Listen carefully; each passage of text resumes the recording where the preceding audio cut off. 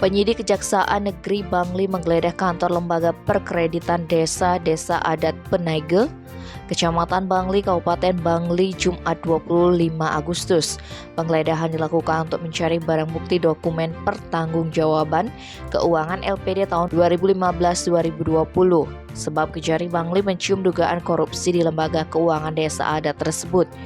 Penggeledahan dilakukan tim penyidik dipimpin Kasih Pitsus Kejari Bangli, IGD Putra Arbawa bersama Kasih PB3R, Ngurah Wahyu Resta. Penggeledahan sekitar 4 jam tersebut disaksikan PLT Ketua LPD Penaige, Imade Sumawan, Penyarikan Iwayan Sukarme, Bagian Kredit Ninengah Antarini, Petengeni Iwayan Sukamen, Kepala Dusun Penaige Landeh Iwayan Kartana, dan Perbeke Landeh Iwayan Suwarte. Kasih Intelijen Kejari Bangli Inengah Gunarto menyatakan penyidik menyita beberapa dokumen sebagai barang bukti.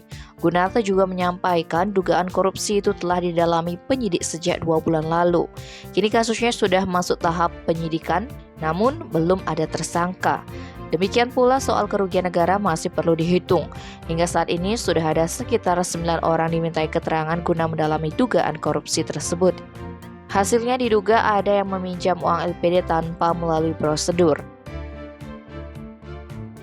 Tim Bali Express melaporkan.